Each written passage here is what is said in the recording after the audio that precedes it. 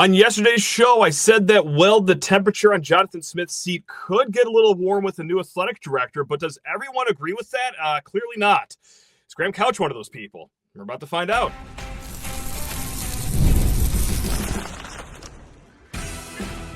You are Locked On Spartans, your daily podcast on the Michigan State Spartans, part of the Locked On Podcast Network, your team every day.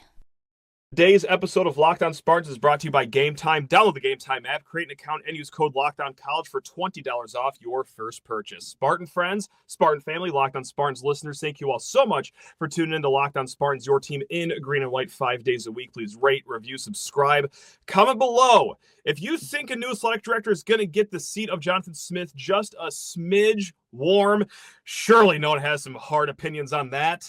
Definitely did it on yesterday's show.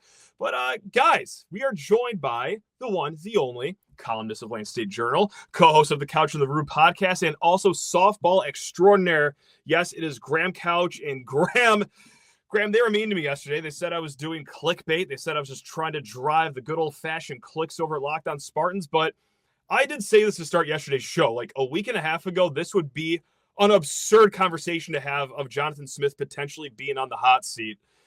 But select directors aren't patient, especially new ones that did not bring over a football coach with them. So, Graham, kind of level set me here. Talk to me any way you want. You could either just completely insult me, I don't really care, or you could agree with me. But on a scale of freezing temperatures, a smooth 32 degrees, all the way to kickoff at that Arizona State game in 2018, roughly 200 degrees, how hot is the seat for Jonathan Smith now with the new athletic director coming in? Is it potentially warm or no? I mean, I think if the next season went poorly, you could have a conversation about where things are going. Yeah, I think it would be unfair to Smith, for really to go there in this sense.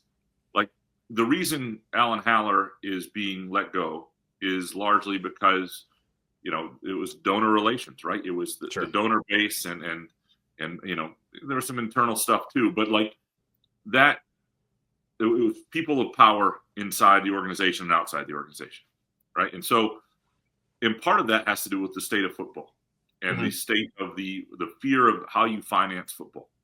And so if you don't think you've adequately financed football to the point that you can compete, and the roster, the cake is baked for next year, I don't know how you can think that's the problem and then expect, based on the resources that were in place before the problem was addressed, to expect more out of Jonathan Smith. Like I think Jonathan Smith's a really good coach. Same. And I think he's got a good staff. And I think it would be a shame for Michigan State and a waste not to see where that could go. Now, it could prove he's not the right fit. If he loses to Michigan 4 more years in a row and doesn't seem to understand the rivalry and this doesn't work, okay. But there are a lot of people out west who are still disappointed he left and still thought he did an amazing job. I think it was, the number of people who want to work for him and don't leave his staff and want to follow him, and players that want to follow him, and the fact they didn't lose a ton this year, I think those are good signs. So I think if you're the donor base, you've got what you've wanted at the top level. Now it's, and it's going to be up to the new AD to work on those relationships and to make you feel valued and all that stuff. But it's also time to sort of put up or shut up, because, in a certain time, if you don't, like, it would be, there are a lot worse coaches out there than Jonathan Smith, I'm sure of it. Yeah. And Michigan State is not a place where you're assured to win. So having said all that, if they were to go 5-7 and lose by 27 points to Rutgers again, I don't even know if they close the season with them, but you get what I'm saying. If it felt like the end of last year, I do think there would be a conversation going into the following year about what would need to happen. They do need some momentum. There's no question about it. They need certain things to just look better and feel better. And it's not even a win total. It's probably a bowl game, but it's also, we'll know it when we see it. But I just think that, Jonathan Smith is not going to be the person the AD chose, but his buyout from being fired is still pretty high. And for a school that have some financial constraints too, I don't know how realistic that is. We talked about that yesterday, just what the buyout numbers would look like. I might be on or off by a little bit, but even if I'm off by like 5, 10, even if I'm off by $10 million, like this would still be one of the biggest buyouts ever paid to a fire coach. Should they want to get rid of him? And I hope I was loud enough about it on yesterday's show. I think I've been carrying a lot of water for Jonathan Smith too. Like, I think he's a good coach. I think that he should be here and see this whole rebuild out. But I also understand that some athletic directors, when they see the main sport kind of juiceless, is the term I'll use, like they might not be as patient as, a podcast host / lifelong Michigan State fan like myself. They might want a different flavor as soon as they possibly could, to the tune of a $33 million firing. Who's to say? That's just the conversation I wanted to bring up yesterday. But is that fair of me to say, by the way, like that this is as juiceless as you've ever seen Michigan State football? You've been around the block for a little bit of time here, Graham. I mean, is that a fair representation? It's a good question, because certainly there's not a lot of juice in the program right now, but it's been like this before. I mean, and I'm just going to grade based on like page views and interest in stories, right? That's a great measurement in the modern era. So you can go back to like year 2 of Bobby Williams or whatever it is. But there was still hope for a long time with that group. I'm sure there've been other eras. But if you go back just to Mel Tucker's first year, and I remember doing a one-on-one with him in, it was before the season got canceled, but it was anyway, it's coming off what Dan, people weren't high on Mel Tucker to that. There was not a lot of juice behind Mel Tucker. I remember how many people read that story, and and I think even coming out of year 1, there was not a lot of juice. I think in 2000, before that 75-yard run by Kenneth Walker. But that's how quick juice can change, right? Sure. And so that's the thing. Like there was not a lot of juice back then, and then you get the Miami game in 2021 happens, and you have juice, and then you have the following June where you got Lambos and thrones on the field, and you got juice. So juice can happen quickly. Yeah. And in a day and age when you're supposed to be paying for players and have all this, and have to have a certain amount of resources to do so. But yeah, you get a couple, Aiden Childs, Nick Marsh connections. You win a decent game early. You'll have juice. I mean, juice can be corrected. You can't go forever juiceless. And so I think certainly if next season looked like last season, I'm sure a new AD and the other thing to keep in mind is when you're firing a football coach and you're costing the university that much in a buyout, that's not just an AD decision. That's a presidential. Of course, right. So I want to inside out a topic that I had yesterday, because this is a question I posed on Twitter. It's, what does Jonathan Smith have to show this upcoming year to keep his seat cool if you guys are the new AD? So the inside out of that is like, okay, as someone that, wants to keep Jonathan Smith around, I would be patient if I was the AD. Like, what would I have to see this upcoming fall to actually put him on the hot seat? And my answer would kind of be something you alluded to already in this show, is if it looks like the end of last year, where not just are you getting beat bad on the field, but there's also an admitted not 100% buy-in from the locker room. Like, I can excuse that for 1 year. It's a bunch of new guys trying out the new coaching staff and the culture. Okay, fell apart at the end of the year. It sucked. I didn't have fun watching it, but I get it. It happens. Perhaps human nature. That can't happen, though, 2 years in a row. So I don't have a whole list of bullet points for that question, but that's the one thing I'd have to see is, do you have the team buying it at least? Like, I know that we're setting the bar very low just for that being what I have to see, but I think that is very important going into this season. But tell me a coach. I mean, there are only a handful of coaches in the country who if they had a season where they lost, late in the season, the team wasn't that. There's no juice. The team didn't look all that good. I mean, Sharon Moore at Michigan, if they went 5-7 this year and they got beat badly at the end and it didn't look like there was buy-in, like you'd be on on the hot seat certainly. You could Ryan Day if he had a 5-7 season, which probably is not going to happen. I'm just saying, or even if Ryan Day next year now they just won a national title. But you get what I'm saying. If they lose to Michigan again and go 8-4, like every coach in this day and age is 1 year away from feeling some heat. I just don't know how realistic it is, and I also think that sort of impatience from the administration over somebody who has a little bit of a track record would make me concerned about the administration if you're trying to be efficient and frugal with funds. Like you can't cut a sports program if you're paying out a coach that many years and that many millions. That's a problem. Like if you've got optics, tough decisions ahead, and you've committed to this person to a certain degree. So there are disasters what happened at the end of the Mel Tucker era. Those are disasters that have to be addressed, and you deal with it. And but just on a wins and losses, to me, if you don't give a coach, now I understand it was Alan Haller's hire, but if you're not giving a coach 3 years, even in today's college football, to recruit and develop and formulate some sort of culture, to me, it would be hard to find the next coach who was better than Jonathan Smith if you're going to give up on somebody like that so quickly. Point blank, there's no better way to get tickets than with Game Time, the greatest ticketing app out there. Guys, whether it's the NBA playoffs, if you live in one of those markets, or if you're like me and you like yourself some Detroit Tigers baseball in the summer, hey, do what I did not too long ago. Get yourself some great seats in a great section for a great deal. I know that I'm going to go to the Giants game in a few weeks here. We got some great first row in the upper deck, see the whole skyline, the whole field with great prices over at Game Time. Or I've done this trick too, guys. Walk up to the stadium, whether Spartan Stadium in the fall, Breslin Center in the winter, Comerica Park in the summer, with no tickets on your phone whatsoever. Just open up the Game Time app and see what great tickets that you could save up to 60% off on. It is the greatest ticketing app out there, guys. Take the guesswork out of buying tickets with Game Time. Download the Game Time app, create an account, and use code LOCKEDONCollege for $20 off your first purchase. Terms apply. Again, create an account and redeem code LOCKEDONCollege for $20 off. Download Game Time today. It's last-minute tickets, lowest prices guaranteed. Let's go back to squeezing oranges. I did like the juice conversation that we were having here, because, yeah, it's a lack of momentum here, lack of energy. We've already well established that. But what would have to happen this fall for the juice to be back here in East Lansing? Is it a 75-yard touchdown pitch and catch from Aiden Childs to Nick Marsh, a la what we saw in Evanston not too long ago with Kenneth Walker, like you already just referred to? Is it, all right, hey, go into that USC game, fourth game of the season with a perfect 3-0 record? I mean, is there anything that immediately pops to mind for you, Graham? Because for me, I think it is getting into that USC game with a perfect 3-0 record, which should be doable. It's Western, it's Boston College, which obviously you lost to last year, and then Youngstown State. Just get into this first road Big Ten game undefeated. I think that could be enough to start getting the energy a little bit back in this fan base.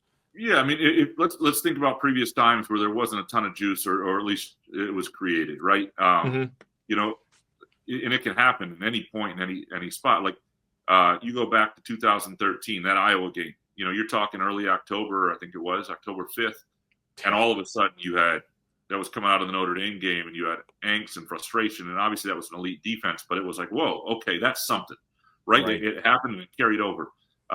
You go back to the 2021 season under Mel Tucker. It's the Kenneth Walker run in Northwestern, but it's that Miami game. Certainly. And it's the way people felt. So if you go to USC on the road and you come out of there with a road win, in the Coliseum at the end of September, people are going to feel really good about things, even if USC isn't the greatest team in the world.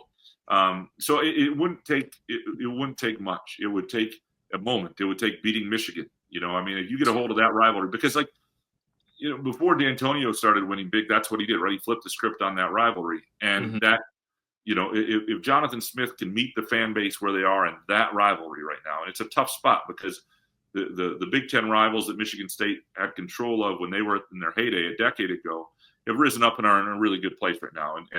And that's hard for people to deal with, but there's always that comparison. It makes things so much worse. But if you beat Michigan, the conversation quickly changes, and that buys you time. And frankly, the Mel Tucker thing went south, but Mel Tucker's record against Michigan would have bought him time. Yeah, it would have. Right. And then in some of the recruiting classes, people were getting a little frustrated, but that part of things he seemed to have a handle on. You mentioned on your podcast, The Couch on the Roof, fantastic work over there with Jason Nick, that you ran into Jonathan Smith, at a bowling alley not too long ago. So as I'm listening to this, the question popped into my head, and this could be just a stupid question. You could just brush this aside if you want, but whether it's the Jonathan Smith, the coach, or Jonathan Smith, the person, any change ever since he's come to East Lansing? Is his demeanor change? Is he more intense? Is he more laid back? Just getting to know him, is he the same person that he was when he stepped foot on East Lansing soil not too long ago? Yeah, I mean, I don't know him that well. I chat with him here and there. I run into him in the tunnel at a basketball game, at Breslin, or, the other day, he's out with his son at a bowling alley. But and those are just, just friendly, we're not talking. Yeah, for sure. Or anything. It was a brief conversation. But so I don't know is the answer. But he seems to me, every interaction I've had with him, he seems like a pretty genuine, down to earth guy that you just want to hang with. Like he's very approachable. Right. He's very, there's not this aura about him that you can't, and I've always liked that about him. He just seems, and Adam Nightingale has that same quality to him. And, that's a strength, I think. So I have no idea if what we all grow and change in life, and I have no idea. I'm sure there are things he's learned in the last year about being around East Lansing. I have no idea what he thinks about, I'm sure there are frustrations. I'm sure there are some frustrations with, NIL or other things like that.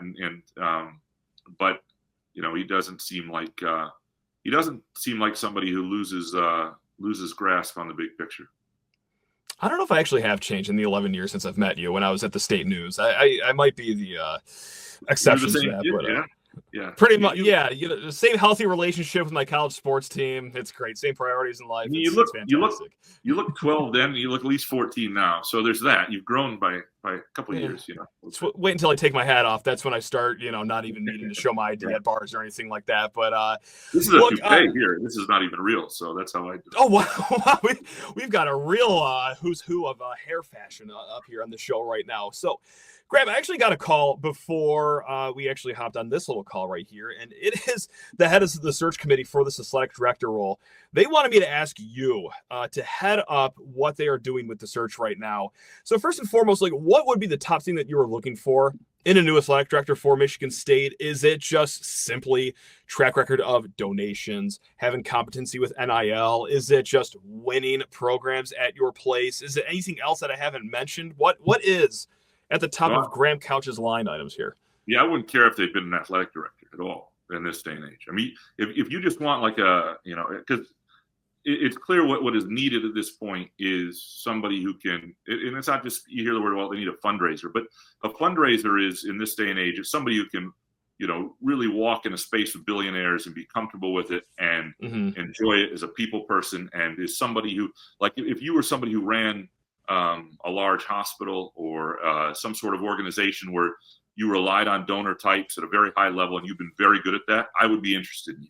Like that sort of person. Now, I'm not saying there are probably good sitting ADs, but there are a lot of sitting ADs that to me wouldn't be all that qualified anymore, because if you grew up in athletics, do you really have a handle on everything all that well? And for what Michigan State needs right now, Michigan State has competent administrators and capable administrators in their department. Right? They have people in fundraising who are really good and have the pulse of different donors and are good relationships. That's not like that doesn't exist. What you need is somebody who makes people feel loved at the highest level, reaches out to new donors, is somebody who's, I think, creative in trying to find new revenue streams. And again, it's not that Alan Haller didn't do that, to some degree. Not all of it was popular. You have the Caesar Sportsbook thing. He brought up to me the idea of using Spartan Stadium year round, and even floated the idea of field turf to allow that to happen. And not a great thing to do at a place with a big turf crack school.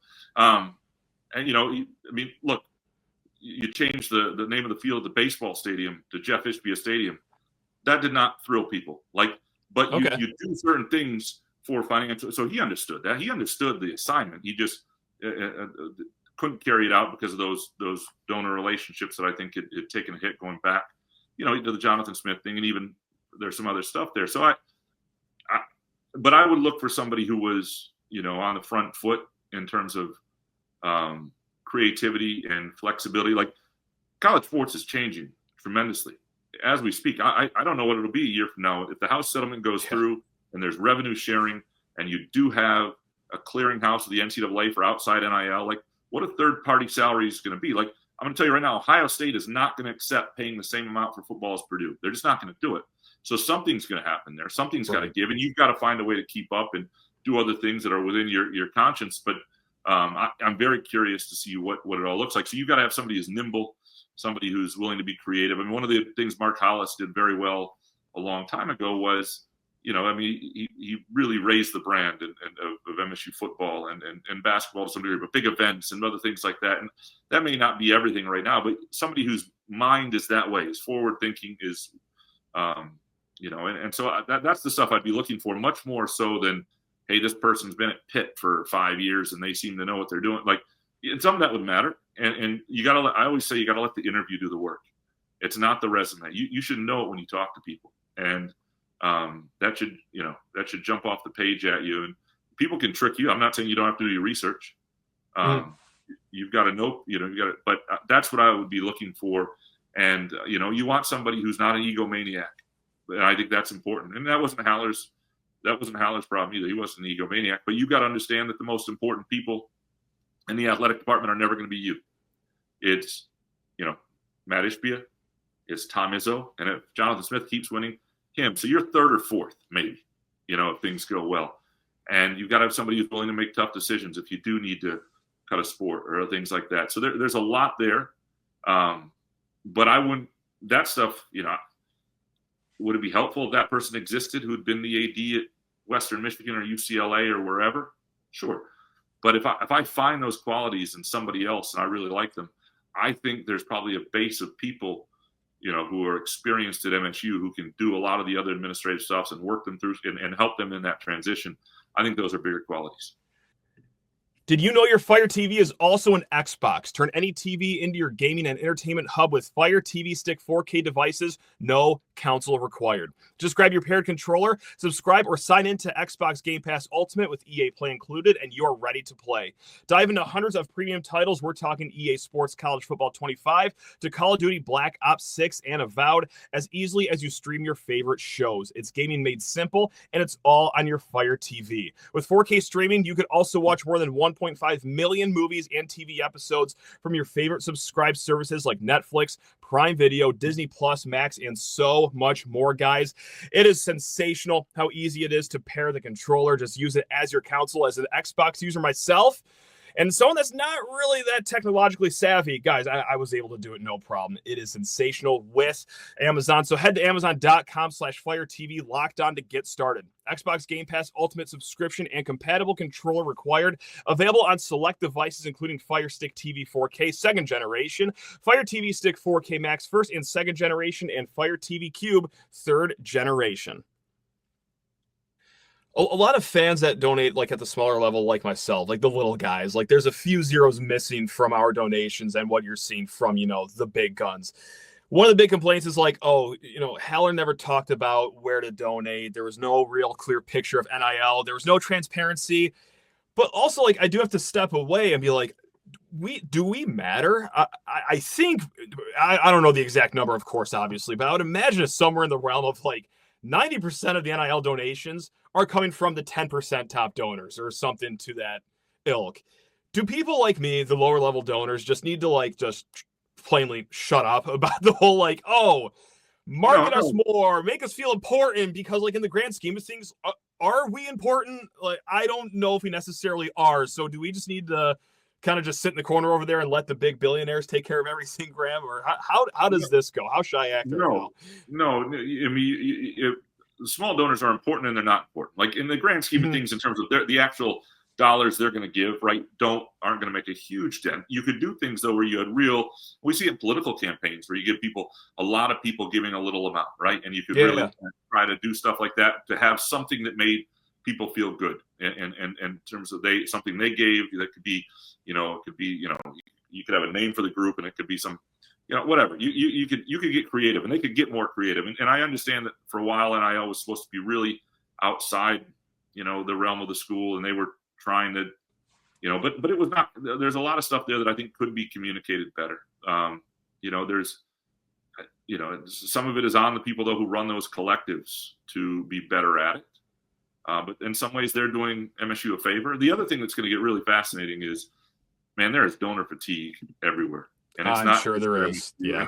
So there are people you can tap into, and there are new resources, and there are probably donors who have not been, are willing to give, who haven't been really felt special in a long time or whatever. But it's not just at MSU. There's a lot of places, and there are places where there is a sense that you get to revenue sharing, and that takes it's going to be very interesting across the country. Now, there are places that are desperate and where you have people who are really willing to do it, but that's not going to be even every big place. That's going to be a challenge too. You got to places like MSU, there are enough resources, but success isn't guaranteed, and you really have to work it and cultivate it and try and be out there up front. And frankly, the biggest contracts won't be, that's the other thing. Building a roster is a pain in the butt.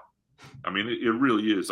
How do you deal with, you can't just overpay for everybody. You can't just pay everybody $1 more than everybody else. You got to worry about your locker room. And it will be, we see it in other sports. It's not always the highest roster. It is the best constructed roster. Yep. And in football, obviously, you got to be good at the line of scrimmage, and you got to have a quarterback. You got to have playmakers.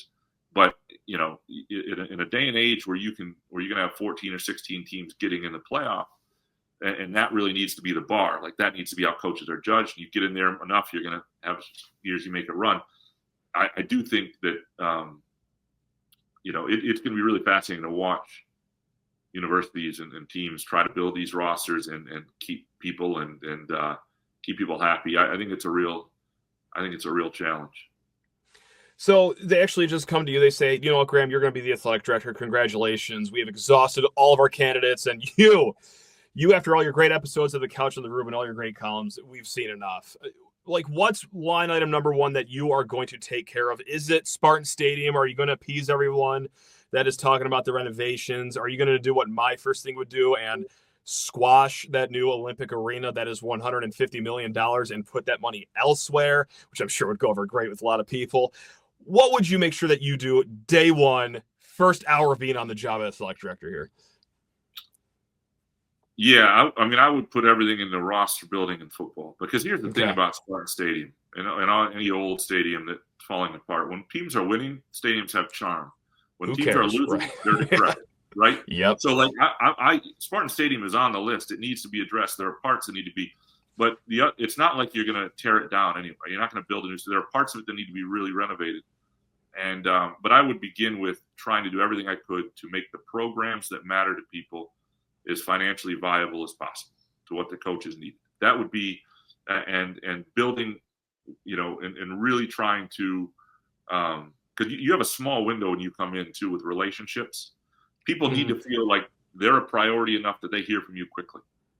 And so that would be relationship building with donors, with coaches. Just, all that stuff I think really matters right away. People got to feel that you're listening and you get it.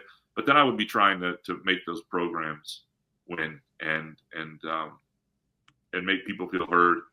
And that's it. Because Spartan Stadium, if Michigan State's 10-0 in November, and it's rocking 2 degrees, nobody minds it. Nobody minds it. Do people want? Can you work on the stadium experience? You do some things with the speakers and the other things in small ways right away. Yeah, there are some things you can do, but that wouldn't be, you win. You got a losing team in a great stadium. Nobody cares. I've always said that the best renovation they could do is the offensive line. Just work on that and then work your way out from there. Scoreboards be damned. We got to protect the quarterback here. Really quick, any idea of a timeline when this AD will be hired or where they're at in the process? Any clue with that, or am I setting you up for failure here with that question? Yeah, I don't know, because you hear different things, like it could happen fast and they're looking at people already and this sort of stuff. And it might be, a matter of weeks before we know, the name maybe or something like that. But the idea that somebody would start before July or August would surprise me, just because of how long it takes, depending on what role they're in now and how that works. So I don't know. These things can, depending on where people are, I don't think it'll linger forever, but the fact that they put Jen Smith and Tom Izzo in this role together in temporary, I think that's to get through, a couple months and to get through a time that leads into the rev share, where you still have a key, all the fundraising you need to do to pay for this roster, any NIL deals that still need to be done, have to be done by, June 30th. So that's probably not going to be the next AD. That's going to be who's there now. Gotcha. Good to know. Well, hey, Graham, thanks a lot for hopping on the call. Much appreciated. I'm sure you're not tired about talking about this athletic department or the football team whatsoever, especially in the midst of the offseason. So much appreciated as always, Graham. It gives us something. I don't mind it. I'll come on anytime with you. You know what? That did pop up too. Like when Alan Haller, the news broke, it's like, well, we have something to talk about now. This is great. Awesome. Look at us thrive. So there we go. It gets it through May, doesn't it? Yeah. Absolutely. Well, hey, no, always appreciate it, Graham. You're the best. And guys, all the viewers, all the listeners, you are also the best. Take care of yourselves. We will be back tomorrow because we do this right here, Locked On Spartans, 5 days a week. But until then, hey, love you all. Go Green.